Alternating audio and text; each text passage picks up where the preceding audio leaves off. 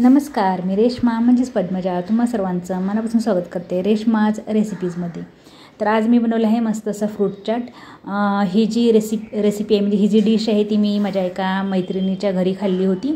मला खूप आवडली आणि तिच्याकडूनच मी ही रेसिपी म्हणजे हा फ्रूट चाट कसा बनवायचा हे विचारलेलं आहे आणि तशीच अगदी तिच्या पद्धतीने मी ही बनवलेली आहे. तर यासाठी इथे मी 3 असे हे रताळी जी असतात ती घेतलेली आहे. तर रताळी या सीझनला भरपूर मिळतात, त्यामुळे तुम्ही पण नक्की ही रेसिपी करून बघा. आणि ही मी आता उकळून घेणार आहे. तर याचे एकाचे 2 तुकडे करून मी कुकरमध्ये ठेवून असं उकळून घेणार आहे. आणि कुकरमध्ये खाली पाणी ठेवणार आहे, पण या रताळ्यामध्ये मी पाणी न घालता ही अशीच मी छान अशी वाफवून उकळून घेणार आहे. याऐवजी तुम्ही लोखंडी तव्यात जरी ठेवून झाकण ठेवून घट्ट असं एकदम बारीक गॅस करून जरी ही रताळी उकळून घेतली तरी पण चालू शकेल. म्हणजे याची टेस्ट जी आहे ती खूप छान लागते.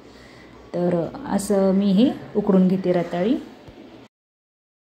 आता अशी मी रताळी ही शिजवून घेतलेली आहे आणि थंड झालेली आहेत ही. आता याच्यावरची जी साल आहे ती मी अशी काढून घेणार आहे आणि ही रताळी ही स्मॅश करून घेणार आहे. हातानेच अगदी आपल्याला अशी कुस्करून घ्यायची आहेत, म्हणजे अगदी बारीक आपल्याला एकदम स्मॅश नाही करायची. तर हाताने अशी थोडीशी जाडसर जरी राहिली तरी चालू शकेल. तर अशी मी ही स्मॅश करून घेतलेली आहेत आणि हे मी आता एका मिक्सिंग बाउलमध्ये काढून घेणार आहे. आता अशी ही मी काढून घेतलेली आहे एका मिक्सिंग बाउलमध्ये. आता यामध्ये टाकण्यासाठी मी ही ग्रीन चटणी बनवून घेतलेली आहे. म्हणजे हिरवी मिरची, पुदिना, कोथिंबीर आणि थोडासा लिंबू टाकून म्हणजे लिंबूचा रस टाकून मी ही चटणी अशी ग्रीन चटणी बनवून घेतलेली आहे. ही ग्रीन चटणी जी आहे ती मी 1 टीस्पून टाकणार आहे, कारण ही एकदम तिखट मिरचीची मी बनवलेली आहे. तुमच्या आवडीनुसार तुम्ही हे तिखटाचं प्रमाण कमी जास्त करू शकता.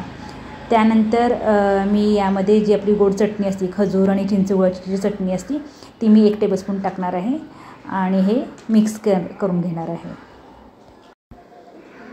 आता इथे यामध्ये मी हे जे कॉर्न थोडेसे घेतले होते ते असे बॉईल करून घेतलेले आहेत. त्यानंतर चाट मसाला 1 टीस्पून, चवीनुसार मीठ आणि 1/4 लिंबू घेतलेला आहे. म्हणजे 1 टीस्पून आपल्याला लिंबू रस हवा आहे, त्यामुळे मी हा लिंबू घेतलेला आहे. आता त्यानंतर इथे मी ॲपल आहे म्हणजे सफरचंद आहे ते पण असं कट करून घेतलेलं आहे आणि या सगळ्या वस्तू आपल्याला लागणार आहेत. त्याचप्रमाणे मी इथे डाळिंबाचे दाणे पण थोडेसे सोलून घेतलेले आहेत. आता यामध्ये आपण 1 टीस्पून लिंबू असा लिंबूचा रस टाकणार आहोत.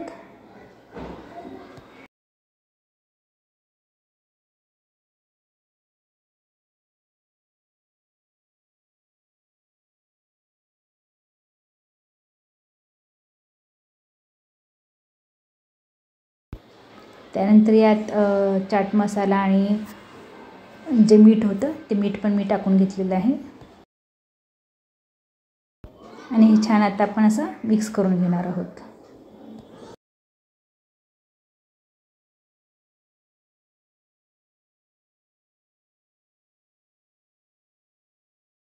हे छान असं मिक्स करून घेतलेलं आहे. आता यामध्ये मी हे 2 टेबलस्पून मक्याचे दाणे टाकले. त्यानंतर मी यामध्ये 2 टेबलस्पून कट केलेलं जे ॲपल आहे बारीक असं कट केलेलं आहे बारीक तुकड्यांमध्ये ते टाकलेलं आहे. आणि त्यानंतर आपण यात डाळिंबाचे दाणे पण टाकणार आहोत आणि हे छान असं मिक्स करून घेणार आहोत. आता डाळिंब, हे मक्याचे दाणे किंवा जे ॲपल आहे ते तुमच्या आवडीनुसार तुम्ही कमी जास्त करू शकता.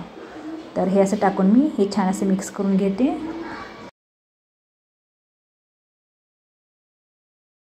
आणि असं हे मस्त अगदी हेल्दी असं हे फ्रूट चाट तयार झालेलं आहे. आता हे जे फ्रूट चाट आहे हे अतिशय हेल्दी आहे, त्यानंतर पोटभरीच आहे. मुलांना तुम्ही नाश्त्यासाठी पण हे बनवून देऊ शकता किंवा 4-5 वाजता मुलांना स्नॅक टाईममध्ये पण तुम्ही हा पदार्थ असा बनवून देऊ शकता. अतिशय पौष्टिक असा हा नाश्ता म्हणून तुम्ही बनवा किंवा स्नॅक्स सारखा असा तुम्ही मुलांना हा पदार्थ सर्व करू शकता.